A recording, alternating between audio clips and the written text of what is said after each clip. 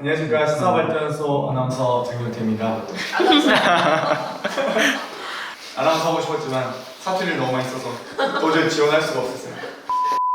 일산의 새로운 미래를 만들겠습니다. 고양시 병 당선자 홍정민입니다. 반갑습니다. 예, 저 의정부시 갑 지역의 당선인 오영환입니다. 안녕하세요. 경기도 의왕과천의 이소영입니다. 사실 원래 인사할 때 딱 그 간단하게 지역만 얘기하기로 했었는데 지난번에 첫 번째 녹화할 때부터 막 동대문의 새로운 미래를 만들겠습니다. 막 이런 거 하시더라고요. 젊은 변화 새로운 동대문입니다. 네, 그래서 오늘도 뭐 일산의 새로운 미래 말씀하시니까 따라했습니다. 저도 경기도 의왕과천을 그린 뉴딜 경제 도시로 만들고자 많은 노력과 고민을 하고 있는 이소영입니다. 네. 일하는 국회를 위해 당선자들이 나섰습니다. 일하는 국회 2탄 우리 아이들을 위한 그린 뉴딜인데요. 최근 이제 코로나 이후에 이 경기 부양에 대한 방법, 그리고 경제 위기를 극복하는 방법, 그리고 또 여러 가지 이 한국형 뉴딜에 대한 고민이 있는데 또 많은 산업계와 또 경제계에 관심이 증폭되고 있는 상황입니다. 이런 과정에서 특히 한국판 뉴딜이 무엇이냐 그 방향에 대해서 문재인 대통령께서도 취임 3주년 기자회견에서도 말씀하셨고요. 또 우리 더불어민주당의 원내대표이신 김태년 의원님께서도 또 그린 뉴딜 기본법을 말씀하시면서 이 한국형 뉴딜 그리고 그린 뉴딜에 대한 관심이 매우 증폭되고 있습니다. 핫 이슈죠. 그래서 또 이 그린 뉴딜 전문가 우리 이소영 당선자의 발제를 듣고 논의와 질문 이어가도록 하겠습니다. 안녕하십니까. 오늘 저는 그린 뉴딜이라고 하는 주제로 발표를 맡았습니다. 제목을 우리 아이들을 위한 그린 뉴딜 이렇게 정해봤는데요. 지금 이런 과감한 정책의 변화를 만들어가지 않으면 우리 아이들이 망가진 지구에서 살게 되고 또 경제적으로도 우리 대한민국의 산업이 건강하게 유지되기 어려운 그런 측면이 있기 때문에 우리의 미래 그리고 우리 아이들의 미래를 위한 정책이다라는 의미에서 이렇게 제목을 붙여봤습니다. 사회자님 말씀 주신 것처럼 이제 그린 뉴딜이 요즘 정가에서 굉장히 핫한 그런 이슈가 됐는데요. 사실 이 그린 뉴딜이라는 게 뭐 어쩌다가 어디에서부터 나온 얘기인지 설명을 드리기 위해서는 기후변화 얘기에서부터 시작할 수밖에 없습니다. 왜냐하면 기후변화 대응이라고 하는 맥락에서 그 방법론의 하나로서 등장한 것이 그린 뉴딜이기 때문이고요. 예전에는 기후변화, 클라이밋 체인지라고 얘기를 많이 했고요. 요즘은 사실 기후변화라는 단어보다는 클라이밋 이멀전시, 그러니까 기후 비상 상황이라고 용어를 그렇게 바꿔서 많이 씁니다. 그 이유는 단순히 이게 기온이 조금 변하는 그 변화에 적응해야 되는 이런 상황이 아니라 현재의 상황과 앞으로의 전망을 볼 때 인류와 생태계의 대부분을 절멸시킬 정도의 파괴적인 재난이 코앞에 닥쳤다는 의미에서 요즘은 클라이밋 이멀전시라고 하는 이제 용어를 많이 사용을 하고 있고요. 사실 2000년대 초반까지만 하더라도 기억하시는 분들이 많이 계실 텐데 기후변화가 사실이냐 아니냐, 뭐 이게 사기냐, 뭐 이런 논쟁들이 있었습니다. 근데 그 이후로 20년 동안 많은 데이터가 이제 새롭게 나오고 또 기후변화라는 걸 부인할 수 없는 과학적인 어떤 표징들이 많이 나오면서 지금은 이제 기후변화라는 게 실제 하느냐 그리고 그게 인간이 유발한 것이 맞느냐 하는 부분에 대해서는 거의 논쟁이 사라졌다고 저는 말씀드릴 수 있을 정도의 상황이고요. 지금은 오히려 논쟁의 초점이 어떻게 하면 이걸 막을 수 있을 거냐, 이걸 막기 위한 기회가 가능성이 우리에게 얼마나 남아있느냐라는 거에 대한 이제 논쟁으로 변화된 상태입니다. 이게 나사가 몇 년 전에 공개한 사진인데요. 보시면 1984년 그리고 2016년에 북극의 사진입니다. 빙하가 엄청나게 녹고 있다는 얘기인데 우리 몸의 항상성이 유지되는 게 이제 수분 때문이라고 알려져 있잖아요. 지구도 마찬가지입니다. 지구도 물의 변화 그리고 물로 인해서 그 항상성이 유지가 되는데요. 그래서 때가 되면 얼음이 적당히 녹고 또 때가 되면 그 얼음이 적당히 얼고 그 얼음이 어는 시기에 북반구에는 찬 기류가 이렇게 내려오고 그 찬 기류로 인해서 밀려난 또 따뜻한 기류가 새로운 기류를 형성하고 이제 이런 그 지구 시스템, 기후 시스템이 자연스럽게 이제 물의 흐름과 함께 형성이 되면서 한파나 폭염이나 뭐 태풍, 홍수, 산불 같은 이제 현상들이 모두 지구의 전체적인 기후 시스템 움직임과 밀접하게 관련이 있는 현상이다 이렇게 말씀드릴 수 있을 것 같고요. 근데 북극의 얼음이 급속도로 녹고 있는 거죠. 여기 슬라이드에서 보시는 바와 같이요. 그래서 같은 시기가 되어도 다시 얼지 않고 전체적인 면적이 이제 꾸준히 줄어들고 있는 겁니다. 그래서 북극에서 형성되어야 하는 그런 찬 기류가 덜 형성되거나 아니면 늦게 형성되거나 하는 이제 변화들이 생기면서 뭐 겨울이 겨울 같지 않거나 여름이 여름 같지 않고 뭐 엄청난 폭염이 몰려오거나 봄이 봄 같지 않은 그런 이상한 현상들이 생기는 거라고 말씀드릴 수 있습니다. 최근 20년 동안의 여름 중에서 아마 한두 해를 제외하고는 계속 매년 사상 최고, 관측 이래 사상 최고라고 하는 이제 가장 더운 여름을 기록을 하고 있는 상황이고요. 이건 지구 평균 온도가 상승하는 것과 당연히 밀접한 관련이 있습니다. 그리고 여기 슬라이드에서 보시는 것처럼 우리가 겨울왕국이라고 알고 있는 노르웨이에서 올해 겨울에 반팔을 입고 다녀야 되는 영상 19도 기온을 이제 기록하는 그런 이상한 겨울을 많은 분들이 경험하셨는데 우리나라에서도 굉장히 따뜻한 겨울이었죠. 이것도 전체적인 이제 물의 변화, 기후 시스템의 변화와 이제 대단한 밀접한 관련이 있습니다. 그리고 호주 산불 역시 과학자들은 이게 기후 변화로 인해서 초래된 대형 재난이다 이렇게 설명을 하고 있고 이게 나뭇가지만 스쳐도 산불이 날 정도의 극단적인 고온의 현상이 6개월 넘게 이제 지속이 되면서 인간이 도저히 인간의 힘으로 끌 수 없는 그런 초대형 산불이 발생을 했고 호주의 전국토를 태우면서 이제 수억 마리의 야생동물들이 이제 불탔죠. 그래서 기후변화라는 것을 중요하게 생각하지 않는다고 계속 입장을 밝혀왔던 보수주의자인 호주 총리도 기후변화와의 연관성을 인정했다는 이제 뉴스도 보도된 바 있습니다. 그리고 해수면 상승은 워낙 잘 알려져 있는 얘기고요. 그리고 IPCC라고 하는 유엔 산하의 과학자 기구에서 작년에 발표한 보고서에 따르면 2050년경에는 100년에 우리가 한번 겪을까 말까 하는 규모의 재난을 우리가 매년 겪게 될 것이다라는 내용이 나오기도 했고요. 2050년이면 사실 먼 시간이 아닌데요. 당장 제가 60대일 때 그리고 우리 아이들이 한창 본인의 삶을 전개해야 되는 그런 시기에도 이미 이런 재앙이 이제 다가와 있는 그런 아주 가까이 와 있는 문제다라는 말씀을 이제 드리고 싶었고요. 그리고 사실은 우리가 최근에 가장 관심 있는 것이 코로나 바이러스 문제일 텐데 코로나 바이러스 역시 기후변화와 무관하지 않습니다. 최근에 그 제러미 리프킨이라고 하는 굉장히 유명한 세계적인 석학인데 이분도 한국의 경향신문하고 인터뷰를 하면서 지금의 코로나 바이러스라고 하는 인수공통 전염병은 기후변화가 낳은 재앙이고 우리가 기후변화를 막지 못하면 이런 전염병은 훨씬 더 창궐할 것이다. 그래서 이 두 개를 같이 막지 않으면은 우리 경제 시스템, 사회 시스템 무너질 것이다. 이제 이런 얘기를 했는데요. 사실 상당한 오래 전부터 과학자들은 지구 온도가 1도씩 높아질 때마다 전염병의 발병률이 급속도로 높아진다라고 하는 경고를 이제 계속 했었고요. 이게 이제 기후변화, 아까 이제 설명드렸던 거랑 좀 연결해서 설명을 해보면은 이 어떤 물의 순환의 변화들이 생기면서 이제 기존에 있었던 생태계가 무너지고 서식지 환경이 파괴되고 또 뭐 인간이 여러 가지 개발을 하고 또 사막화가 진행되고 하면서 동물의 서식 면적이 굉장히 줄어들고 인간하고 동물하고 그 환경을 공유하는 이제 면적이 늘어나게 된 겁니다. 그래서 인수공통 전염병이 굉장히 창궐하고 이게 잘 번질 수 있고 이제 변이될 수 있는 환경이 굉장히 조성이 됐고 앞으로도 그게 점점 더 강화될 거다라는 이제 과학자들의 경고가 있는 거고요. 근데 그게 실제로 이렇게 일어나기 전까지는 말씀하신 대로 오래전부터 그런 얘기가 있었다고 해도 별로 이렇게 저는 처음 들었거든요, 사실은. 귀담아 듣지를 않았던 것 같네요.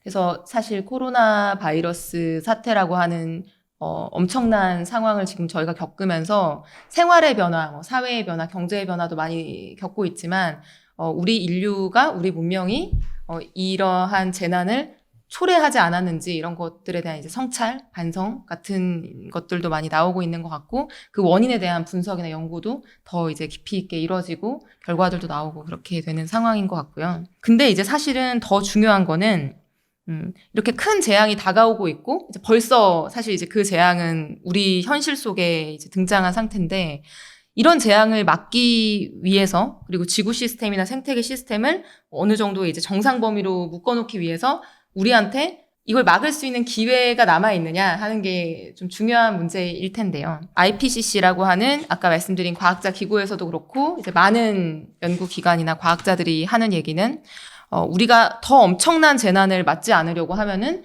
지구의 이제 평균 기온을 산업화 이전 대비 1.5도씨 이내로 이제 안정화시켜야 된다라는 얘기를 합니다.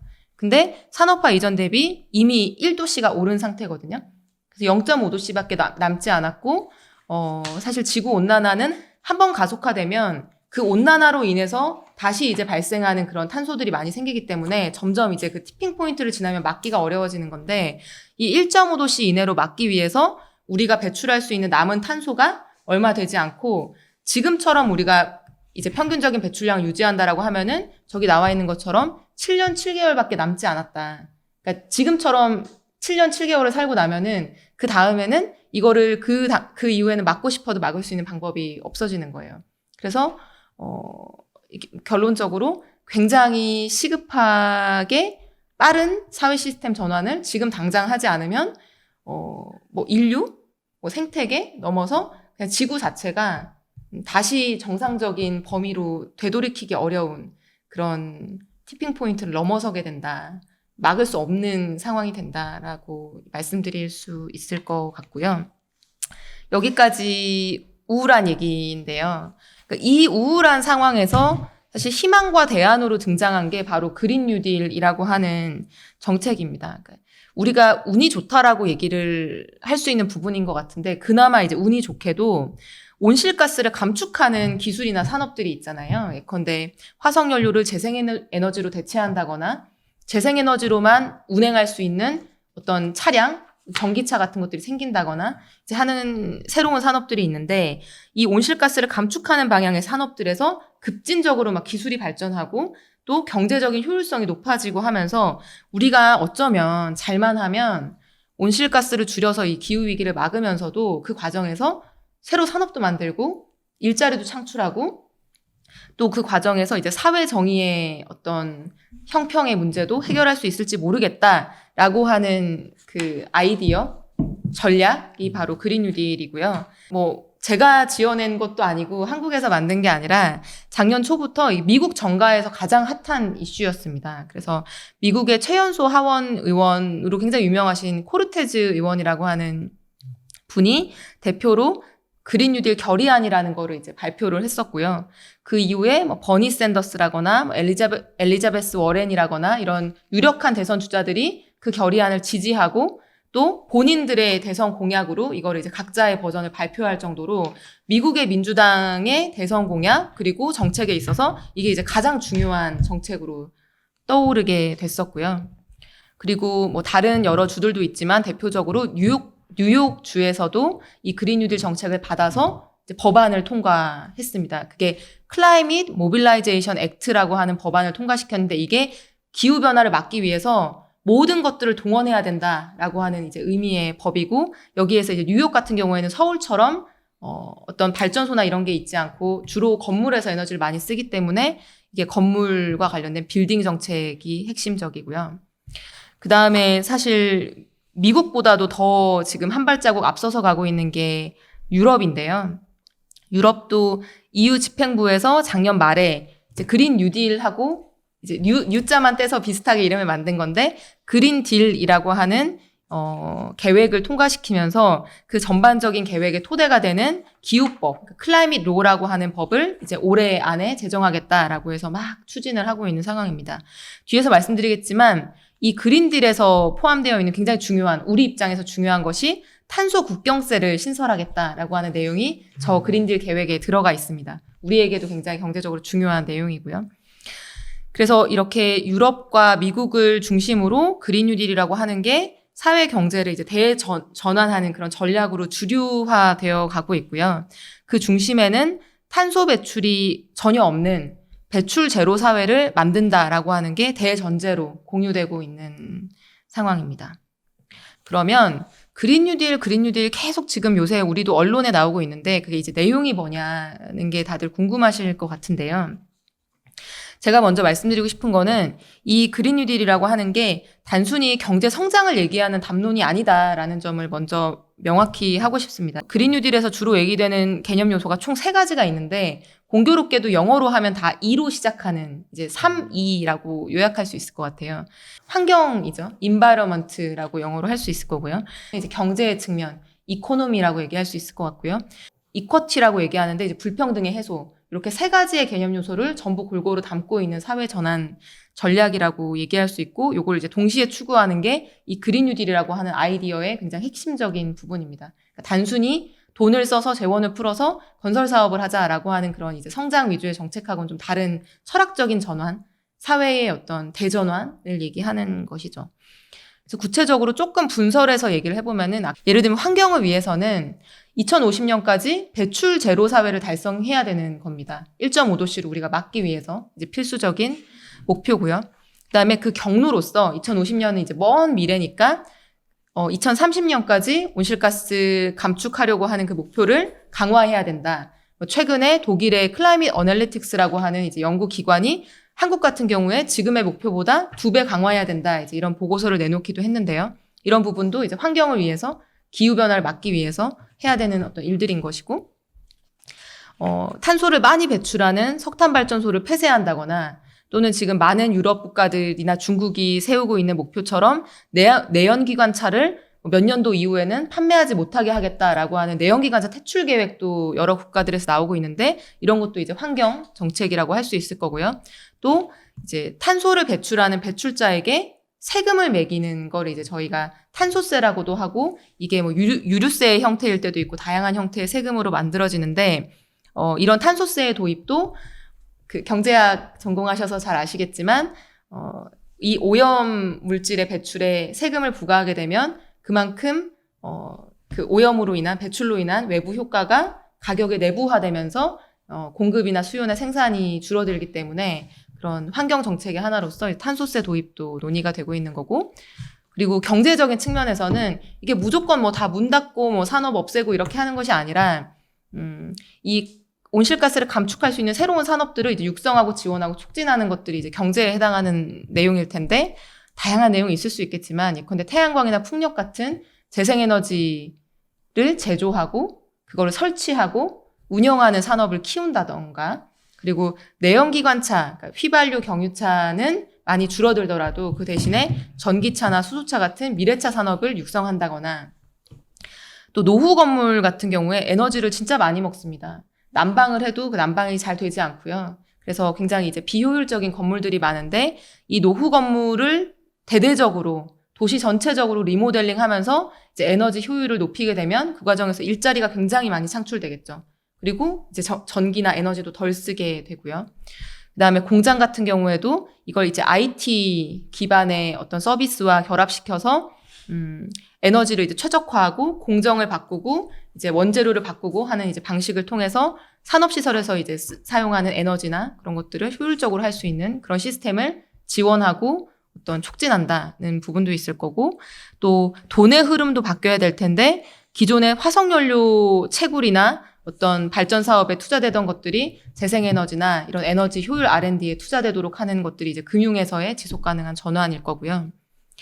그 마지막으로 불평등의 해소라는 측면에서는 이게 유럽의 그린딜에도 포함되어 있고 미국 민주당의 그린 뉴딜에도 공통적으로 포함되어 있는 아이디어인데, 구산업이 축소되면서, 그러니까 철강, 시멘트, 석유화학, 석탄 이런 이제 산업들이 축소될 수밖에 없는데, 이 과정에서 발생하는 그런 일자리의 상실들을 최소화하면을 새로운 재생에너지 산업이나 이런 그 미래 산업들의 새로운 일자리의 기회를 부여하고 이제 교육 프로그램을 만들고 이렇게 하는 걸 이제 정의로운 전환이라고 유럽에서는 얘기를 하고 있고요.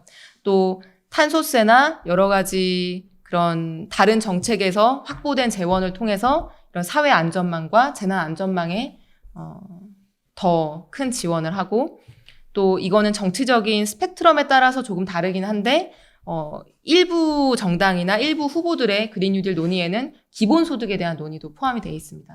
탄소세로 조성한 재원을 가지고 국민들에게 소득을 기본소득을 마련해 주는 거죠. 이게 비대면 사회 그리고 정보통신 중심의 사회가 되면 일자리가 많이 줄어들기 때문에 그거에 대한 이제 대안하고 같이 이 그린 뉴딜을 접목시키는 이제 시도들도 있습니다. 잠시만요.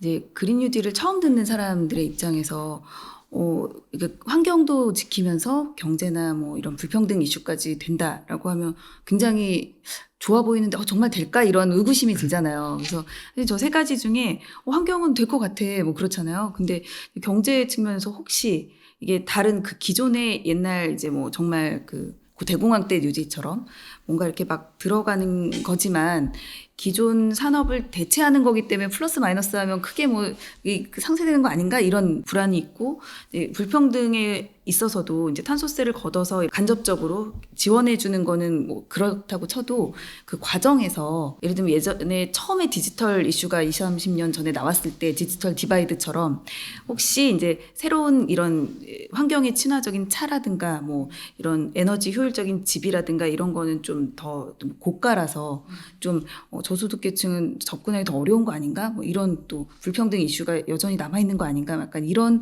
의구심이 들 수도 있을 것 같은데 뒷부분에 더 자세히 설명하시면서 조금 풀어주시면 더 네, 와닿을 수 있을 것 같습니다. 지금 안 와닿고 계셨나요? 네. 네, 알겠습니다.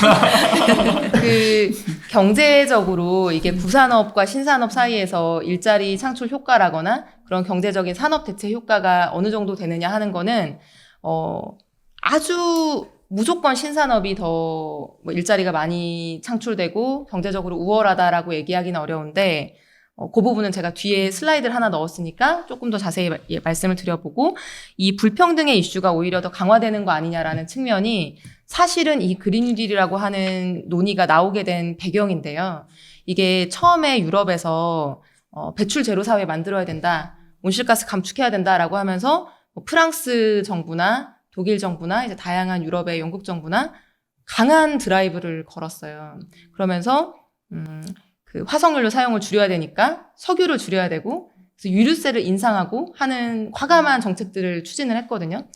근데 그랬더니 이제 나오는 어떤 반발이 이런 기후변화에서 가장 영향을 많이 받을 가장 취약한 저소득 노동자 계층에서 이 유류세 상승에 엄청나게 반발을 한 거예요. 그게 프랑스에서 노란조끼 시위라고 이제 불리는 맞아. 큰 시위였거든요.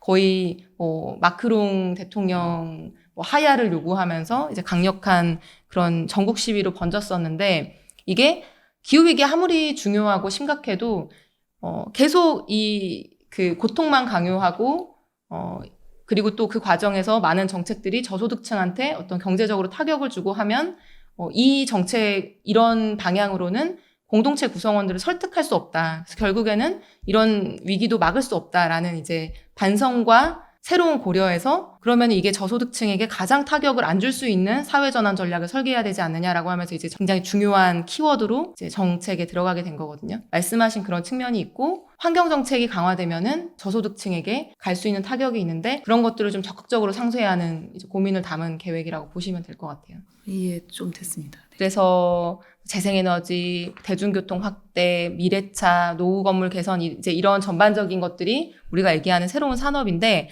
한 가지 좀 예로 말씀을 드려볼 수 있는 거는 이게 꼭 우리 현실에서도 좋다, 뭐 이거 자체가 뭐 아주 좋은 정책이다 이렇게 얘기하기는 좀 이르지만 그냥 컨셉을 한번 생각해 본다는 차원에서 얘기해 보자면은 저 오른쪽 위에 있는 저 기사 있잖아요. 불평등 해소하고 이산화탄소 줄이자. 미국의 도시들이 공짜 버스를 시범적으로 도입했다라고 하는 이제 기사가 있었는데, 그 미국 일부 주에서 시범적으로 해본 정책이에요. 근데 출퇴근하는 시민들을 위해서 공짜 버스를 이제 운영을 한 건데, 이게 버스 차편이 늘어나니까 일단 일자리가 더 생기고요. 그다음에 자가용 차량 운행이 그만큼 줄어들고 버스에 흡수되니까 온실가스랑 미세먼지가 줄어들겠죠. 그리고 주로 장거리 출퇴근 버스, 저 버스의 이용자분들이 흑인이나 저소득 노동자인데 무료로 그 출퇴근 비용을 지원해 주는 거니까 사회 불평등 해소에도 도움이 되는 거죠. 그러니까 요 세 가지가 좀 골고루 섞여 있는 정책인데, 물론 우리나라에서도 한번 논란이 됐었지만 재원이 항상 예민한 문제겠지만 그게 뭐 각 국가별로 맥락이나 상황을 당연히 고려해야 되지만, 이게 예를 들면 이게 그린 뉴딜이라고 하는 측면에서는 화석연료 판매로 이익을 얻는 석유 기업이나 석탄 기업들한테 세금을 걷어서 저런 재원들을 충당할 수도 있는 거죠. 그러면 그것 자체가 이 화석연료 기업들의 상품, 제품을 비싸게 만드는 그런 외부 비용의 내부화 효과가 생기는 거고요. 그래서 그런 종류의 이제 정책들이 미국이나 유럽에서 많이 실험이 되고 있습니다. 지금 몇 분 지났을까요? 되게 시간 많이 쓴 것 같은데. 계속 하시면 됩니다. 지루하지 않아요. 아직 지루하지 않아요? 아, 재밌어요. 지루하면 꼭 얘기해 주세요. 알겠어요. 근데 이거를 보시는 시청자분들은 이제 나가기 시작할 것 같은 느낌이 드는데 우리나라에서 그럼 그린 뉴딜은 어디까지 논의가 와 있느냐. 먼저 우리 더불어민주당이 이번 총선 과정에서 그린 뉴딜을 총선 공약으로 내걸었었습니다. 이거는 뭐 당연히 저 혼자 한 건 아니지만 제가 처음에 좀 제안을 해서 정책위와 여러 토론을 거쳐서 최종적으로 반영이 된 공약인데 이게 내용은 크게 6가지입니다. 2050년에 아까 1.5도씨를 이제 유지하려고 하면은 2050년까지 탄소 제로 사회를 만들어야 되는데 그걸 위한 중장기 계획을 마련하겠다. 그리고 그린 뉴딜 기본법을 제정하겠다. 그리고 중장기적으로 아까 말씀드린 것처럼 당장은 어렵다 할지라도 탄소세를 도입하는 걸 검토하겠다. 그리고 아까 이제 금융을 화석연료에 대한 지원에서 지속가능한 금융으로 바꿔야 된다 말씀을 드렸는데 그 석탄 금융을 중단하고 지속가능한 금융 하겠다. 그리고 시장제도를 활성화하겠다.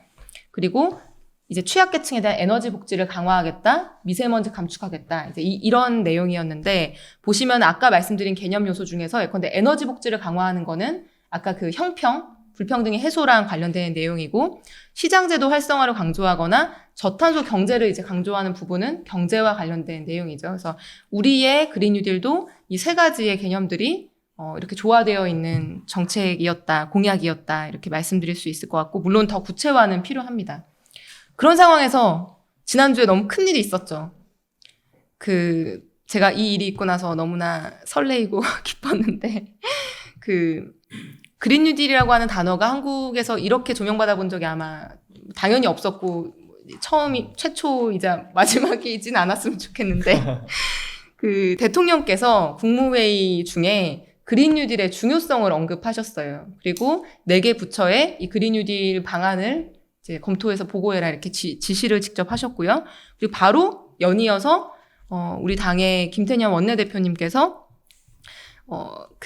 어떻게 보면 이제 화답을 한 거죠. 그래서 21대 국회 개원 즉시 이 그린 뉴딜 기본법을 추진하겠다 이렇게 말씀을 하셨어요. 뉴스 기사를 보니까 뭐 저도 대통령님께 직접 여쭤볼 수 있는 기회는 있었으면 좋았겠지만 없었는데 그 기사에 보니까 요 책을 읽고 좀 굉장히 관심을 많이 가지시게 됐다고 하더라고요. 이게 제러미 리프킨이라고 하는 굉장히 유명하신 세계적인 석학이 글로벌 그린 뉴딜이라고 하는 이제 제목으로 책을 쓰셨는데 그래서 이건 정말 일독을 권합니다.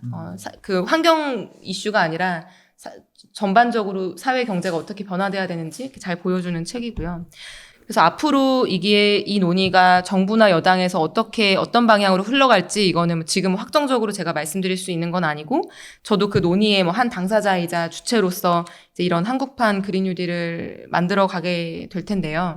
앞으로 어떤 강도, 어떤 속도, 어떤 내용으로 가게 될지는 모르지만 제가 한 가지 마지막으로 말씀드리고 싶은 거는 이걸 우리가 하지 않을 수 없는 꼭 해야만 되는 여러 가지 다른 이유들도 많다라는 걸 말씀을 드리고 싶어요. 그러니까 우리를 둘러싼 기회와 위기가 굉장히 많다라는 거를 말씀드리고 마치고 싶은데 첫 번째는 일단 우리 사회를 빨리 저탄소 사회로 바꾸지 않으면 수출 의존형 경제잖아요, 우리가. 굉장히 큰 타격을 입을 수 있습니다.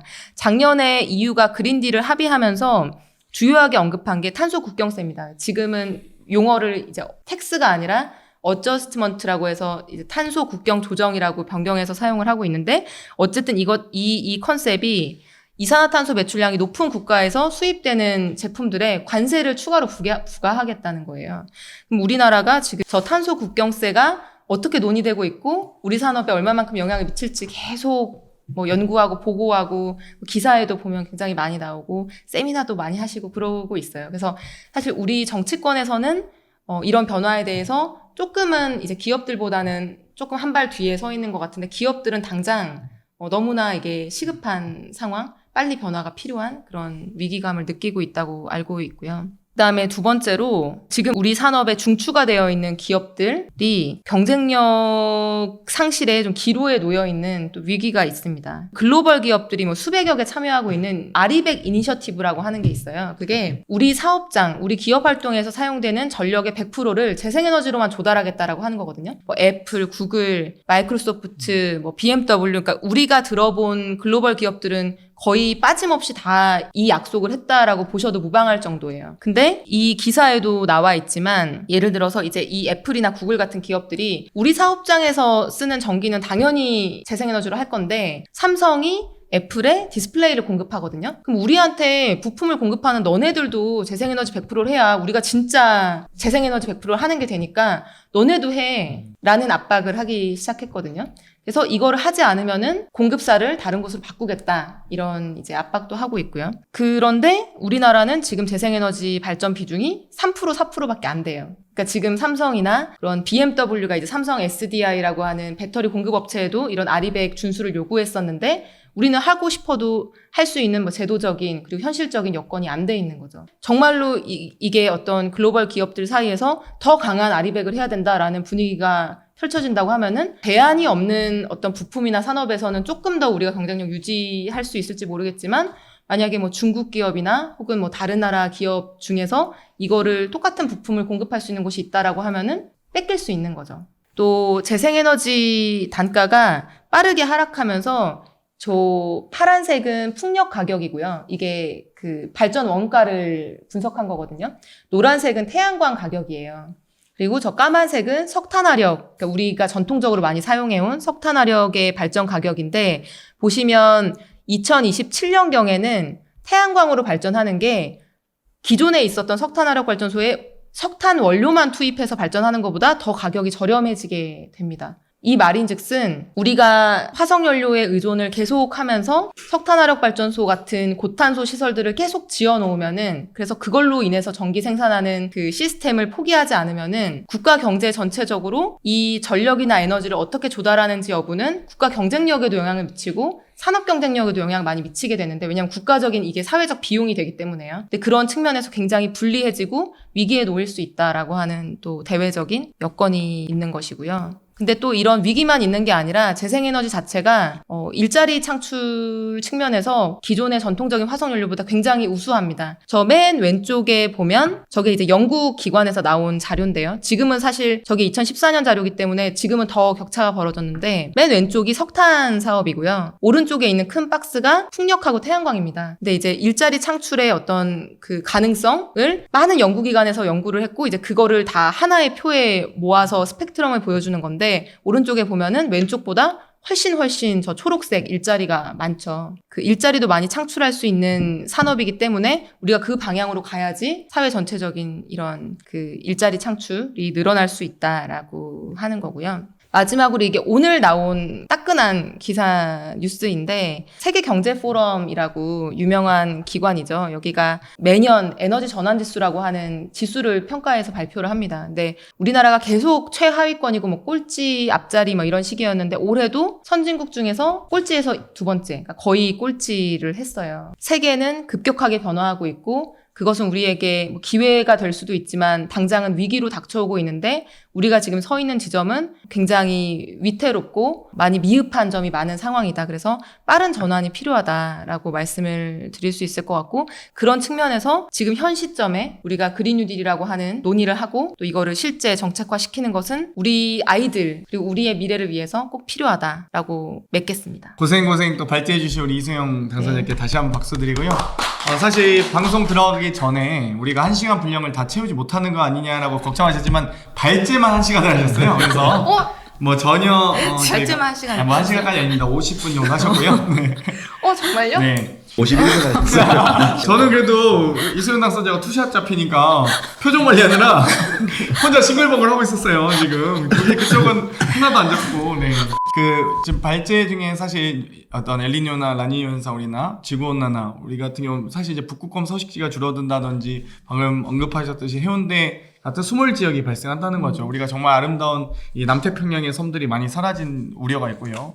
방금 이제 호주 스콧 모리슨 총리 얘기하셨는데 작년 이제 호주 총선에서 압도적으로 어쨌든 호주가 보수당이 승리하거든요. 이제 호주 정치도 어쨌든 영국식 정치를 좀 따르고 있는데 보수당이 아무튼 승리하면서 이 경제적인 어떤 환경에 관련된 투자 이런 것들에 대해서 호주 정부도 대단히 큰 경각심을 일깨워준 또 사건이었다라고 우리가 보고 있습니다. 근데 방금 우리 홍정민 당사자께서 너무 좀 중요한 얘기를 해주셨어요. 사실 이제 그린 뉴딜의 핵심적인 이슈가 환경을 보호하고 경제는 성장하면서 불평등을 해소한다인데 사실 이 진입장벽이 높은 산업들이거든요. 대부분 다 그린 뉴딜 산업 자체가.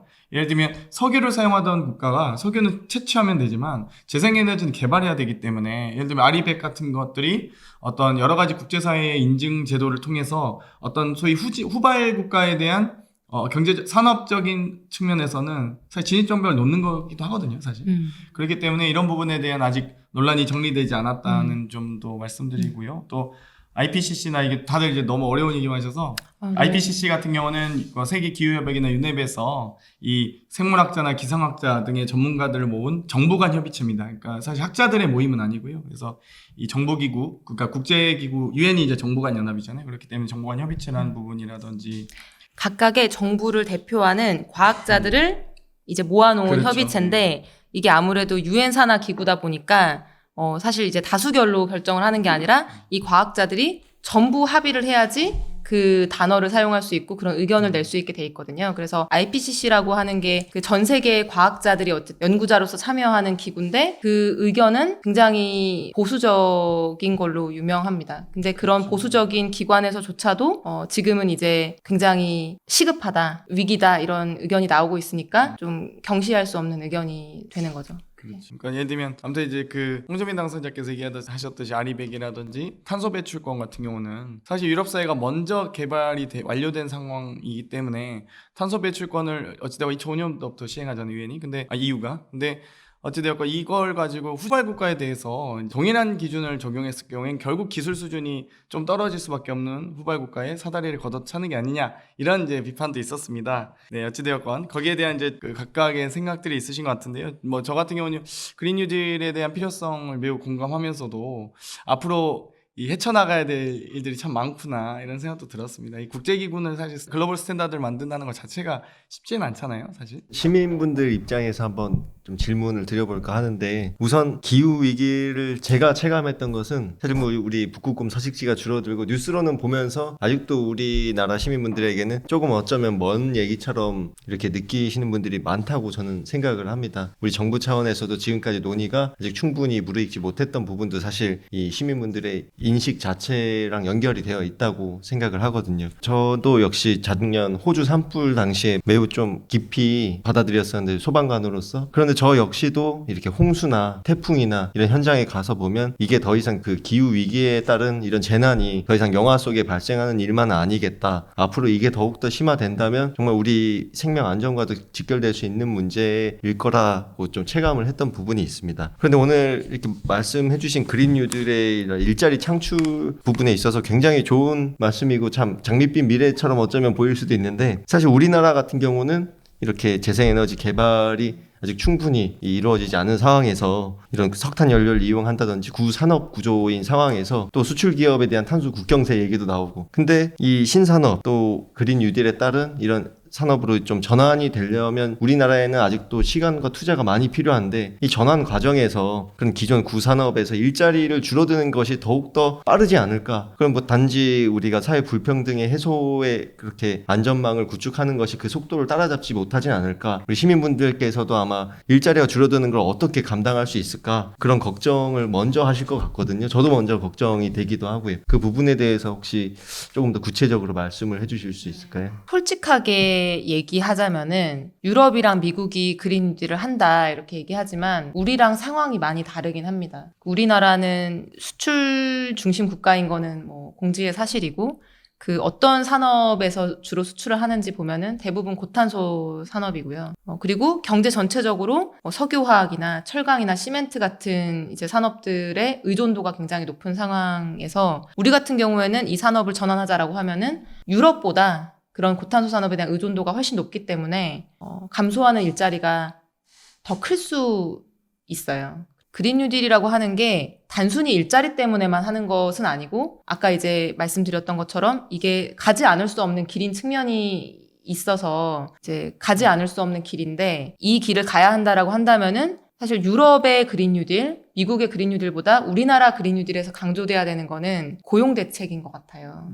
왜냐면 우리는 그러니까 줄어드는 일자리가 훨씬 더 클 거기 때문에요. 그래서 예를 들면은 고용정책기본법이나 이런 데에 몇 년 전 조선산업이 위기 왔을 때 시행되기도 했던 건데 고용 재난 지역을 이제 지정해서 선포하면은 행정적으로나 금융적으로나 여러 가지 이제 그 지원들을 하고 뭐 실업 대책을 세워서 추진할 수 있게 하고 이제 이런 기존의 좀 고용 정책들이 있는데 저는 이런 그린 뉴딜, 그러니까 그린 뉴딜이라고 굳이 이름 붙이지 않는다고 하더라도 당장에 지금 구산업은 축소되고 있거든요. 왜냐하면 수출을 해야 되는데 해외에서는 이미 뭐 석탄 산업이나 이런 산업에는 투자가 너무 줄어들고 있어요.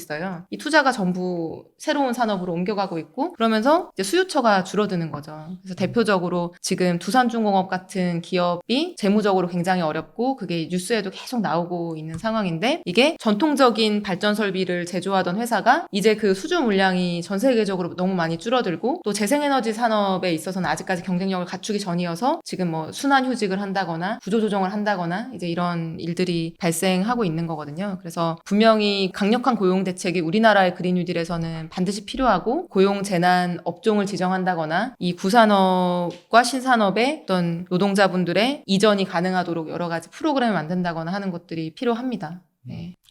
그리고 이게 참 그린 뉴딜에 대한 또 이 아직 이 한국식 그린 뉴딜에 대한 정리가 좀 안 돼 있는 부분도 있는 것 같고 앞으로 또 개척 분야이기 때문에 우리가 어떻게 이제 정리해 나가느냐가 매우 중요할 것 같은데요.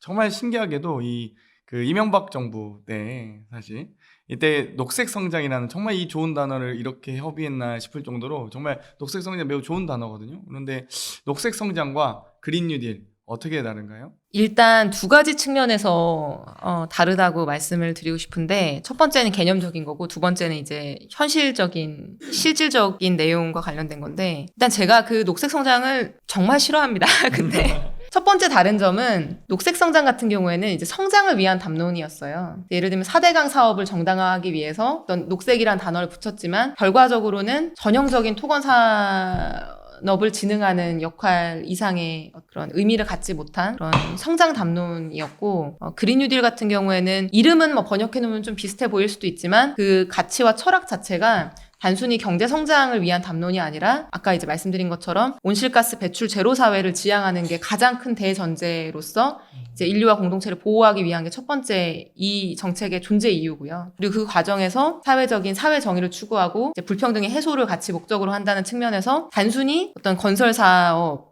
성장을 위한 어떤 발판 이런 것들만을 담는 게 아니라 전체적인 이제 새로운 사회를 고민하는 정책이다라는 측면에서 크게 다르다고 생각이 들고 현실적으로 다른 거는 저도 환경이나 에너지 정책을 쭉 했던 사람인데 MB의 녹색 성장은 저희 쪽 분야 용어 중에 그린 워싱이라고 하는 용어가 있는데 녹색이 아니면서 이제 녹색인 척 거짓말을 하는 거예요.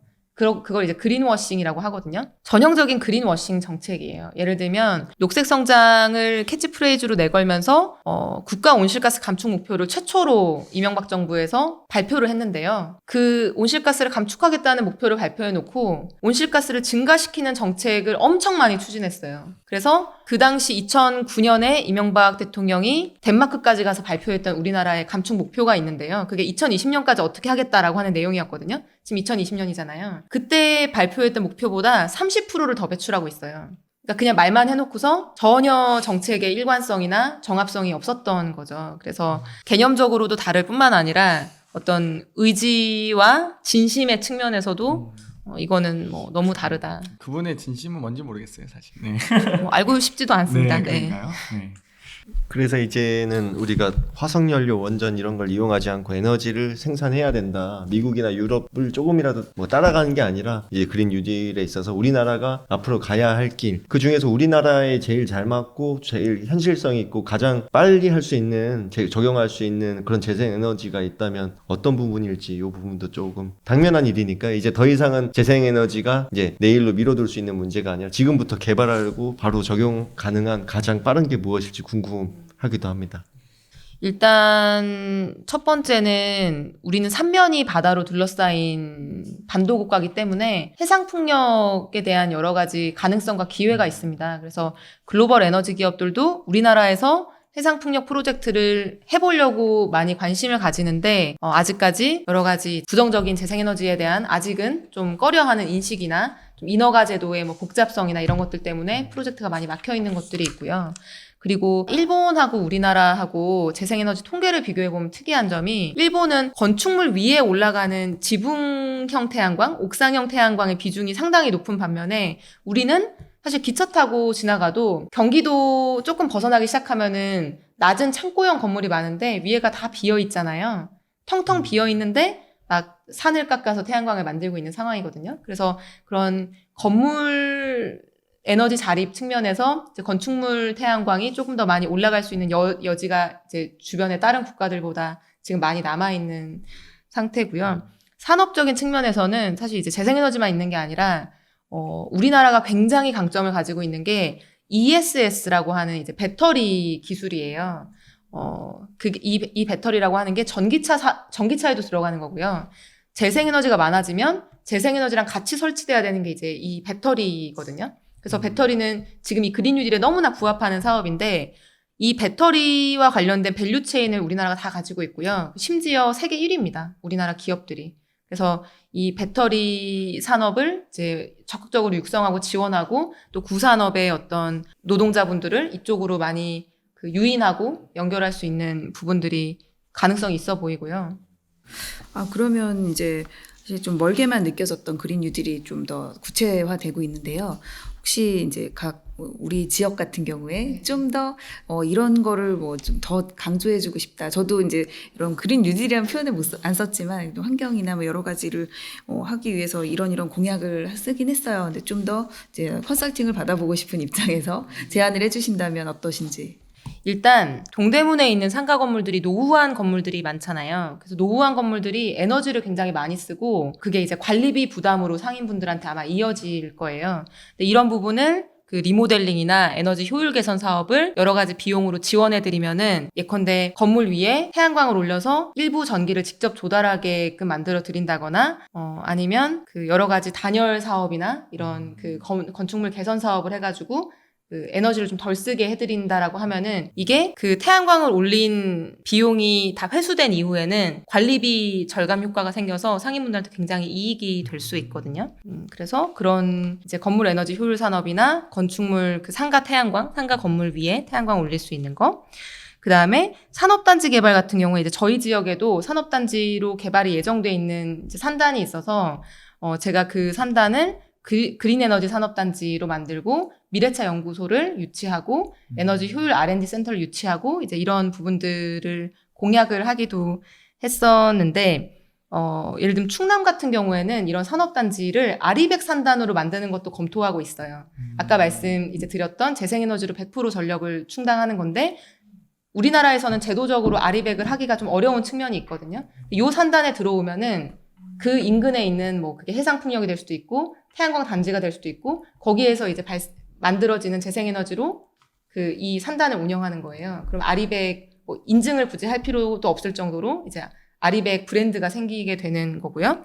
또 그 안에서는 규제 샌드박스 같은 것들 제도를 활용해서 이제 규제가 완화되는 특구로 만드는 그런 아리백 산업 특구 이런 정책들도 있을 수 있고 또 새로 주택 개발 사업이 예정돼 있는 곳 같은 경우에는 제로 에너지 주택지구 같은 것들로 이걸 이제 예쁘게 만들 수도 있어요. 그게 사례가 서울 노원구에 제로 에너지 그 주택이 있고요. 또 지역에 학교가 많이 있잖아요. 학교 건물이 오래된 학교들은 건물 자체가 굉장히 개선이 필요한 노후화된 건물들이 많고 또 학교 옥상이 많이 비어 있어요. 그래서 이거를 뭐 솔라스쿨이라고 할지 그린스쿨이라고 할지 모르겠지만 관내 학교들의 이제 설비를 전반적으로 개보수하면서 이런 태양광을 올려서 이제 전기도 자급자족할 수 있게 하면은 이제 학생들한테는 교육의 효과도 있고 또 따뜻한 효율적인 환경에서 이 공부를 할 수 있을 거고 또 보건소나 소방서나 시청이나 문화센터나 뭐 상하수도 처리장이나 이제 이런 공공시설들에 태양광을 올리고 그 여러 사례들이 있는데 그 태양광을 그냥 공공에서 올리는 게 아니라 시민들이 돈을 모아서 시민 햇빛 발전 펀드 이런 식으로 만들어서 이제 같이 돈을 모아서 올리게 하는 거예요. 그럼 그게 예금 이자보다도 훨씬 더 수익률이 좋거든요. 그럼 주민들이 이제 참여도 하고 거기에서 수익도 얻고 또 지역 내에서 에너지 자금률도 높아지고 하는 이제 사업으로 활용할 수 있고 그런 것들 전기차 충전소를 확대하면서 지역 업체들이 주도해서 할 수 있게 해준다거나 그런 것들이 다 그린 뉴딜 사업의 예시가 될 수 있을 것 같아요. 지역에서 할 수 있는. 사실 이제 노후 건물에 대한 현대화 방안 혹은 뭐 그린 뉴딜화 방안들을 말씀해 주셨고 수소전지 차량이라든지 여러 가지 이제 R&D 클러스터 만들 때 그런 부분들 신재생 에너지 쪽으로 유도하는 방법들 등을 말씀해 주셨습니다. 이번에 또 어찌됐건 원내대표께서 또 이 두 분의 원내 지도부가 계시니까요. 원내대변인과 원내 부대표께서 계신데 그린 뉴딜 기본법을 강력하게 추진하시겠다라고 말씀하셨어요. 여기에 대해서 좀 간단히 소개해 주신다면요. 아직 구체적인 내용이 논의되고 있는지는 제가 이제 직접 들은 바는 없고, 어쨌든 총선 공약에 그린 뉴딜 기본법 제정하겠다라는 내용이 있기 때문에 그 부분을 아마 말씀하신 게 아닐까 짐작이 되고, 앞으로 내용은 만들어 가야 되겠지만, 아마도 그린 뉴딜 기본법이라는 게 만들어지면 크게 세 가지가 중요할 것 같아요. 첫 번째는, 이 정책 자체가 목표와 방향을 정확하게 설정해야 되는 게 이제 기본인 것 같고요. 그래서 1.5도씨 달성을 위해서 2050년 탄소제로 사회를 지향한다. 그걸 위해서 노력한다라고 하는 게 이제 명시되는지 여부에 따라서 2050년 목표, 2030년 목표를 어떻게 하는지에 따라서 사회상이 많이 달라지거든요.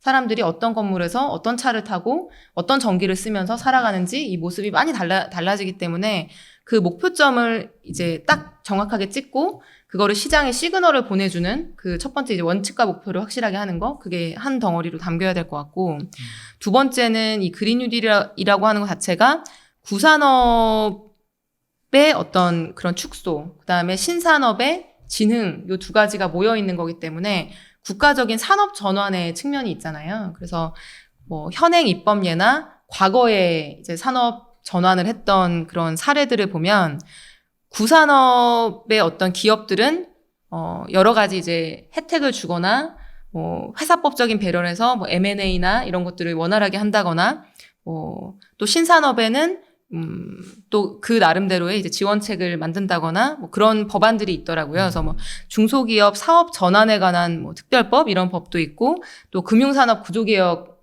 뭐 특별법 이런 것들도 이제 그런 하나의 예시가 될 수 있을 것 같고요. 그래서 산업의 전환에 여러 가지 필요한 지원과 어떤 그런 제도들 그런 것들이 한 덩어리로 들어가야 될 것 같고 마지막으로는 아까 말씀드렸던 것처럼 고용대책이라고 하는 게 우리나라의 그린 뉴딜에선 너무나 중요한 거기 때문에 이런 그 발생하는 실업에 대해서 좀 선제적으로 대응할 수 있는 좀 과감한 고용대책이 들어가야 될 것 같습니다.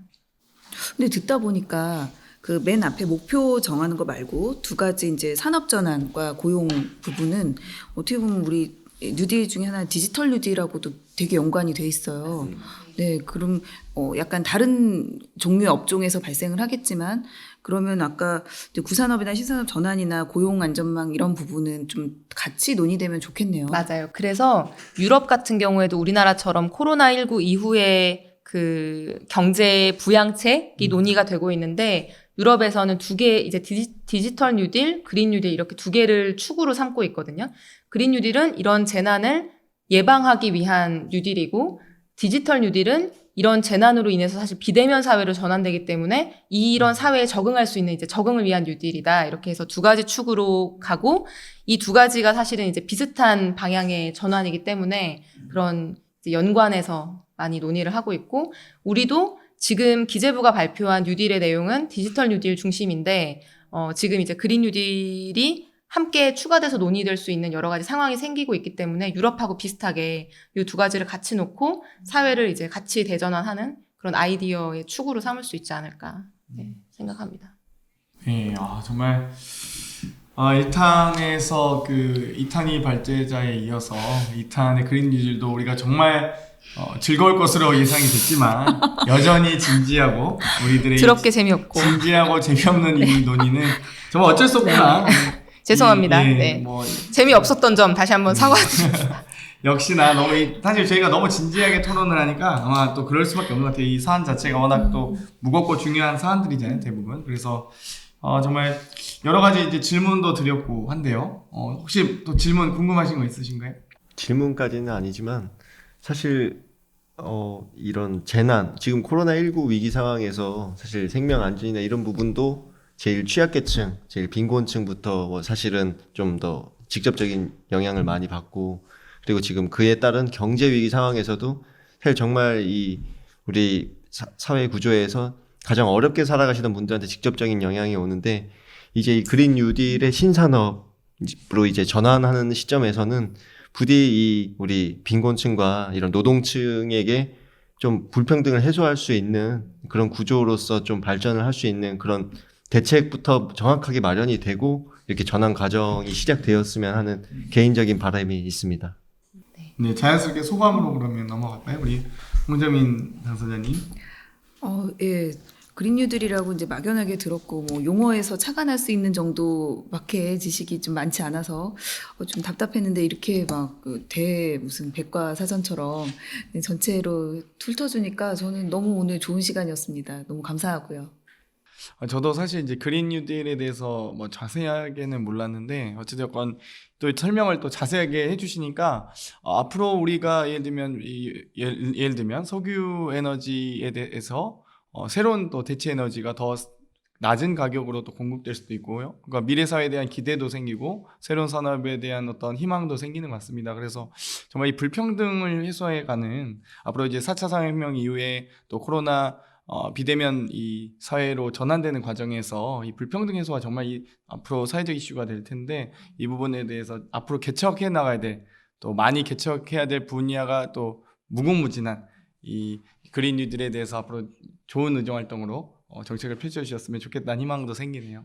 제가 인재 영입 당시부터 하도 막 그린 뉴딜 이렇게 계속 이 얘기를 하고 다니니까 마치 뭐 제 호가 그린 뉴딜인 것처럼 그렇게 되고 있었는데, 사실 이번 오늘 촬영하고 있는 이 방송의 주제도 몇 주 전에 미리 정해진 거였었거든요. 근데 지난주에 대통령님께서 그린 뉴딜이라고 하는 화두를 크게 부각해서 조금 언급해 주시면서 어떤 좀 재미있는 말씀을 많이 하시는 선배 의원님이 갑자기 전 전화를 하셔가지고 이소영 너 대박 났더라? 막 이렇게 말씀하시더라고요. 네. 이제 네가 할 일이 정말 많아지는 거 아니냐 이렇게 말씀을 하시기도 했었는데, 저도 사실 좀 얼떨떨하고, 이게 미국이랑 유럽이 이렇게 하고 있는데 우리나라도 해야 되지 않습니까? 이렇게 계속 얘기만 하던, 어떻게 보면 이제 혼자서 좀 주장하는 것 같은 느낌이 드는 아젠다였는데,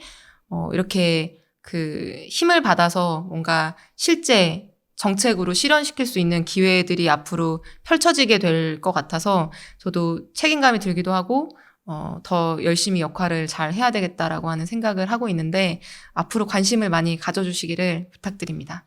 네, 정말 일하는 국회를 만들기 위해서 당선자들이 모여서 이번 일하는 국회 2탄 우리 아이들을 위한 그린 뉴딜에 대해서 얘기를 해봤는데요. 경제 성장도 중요하고요. 또 이 어떤 환경 보호, 그리고 불평등 해소, 이런 각각의 주제들이 너무나 중요한 부분이기 때문에 우리 그린 뉴딜이 앞으로 더 발전하고 성장할 수 있도록 저희도 21대 국회에서 의정 활동을 통해서 열심히 노력하도록 하겠습니다. 오늘 모두 긴 시간 수고하셨고요. 일하는 국회 2탄 모두 마치겠습니다. 감사합니다. 감사합니다. 네, 감사합니다.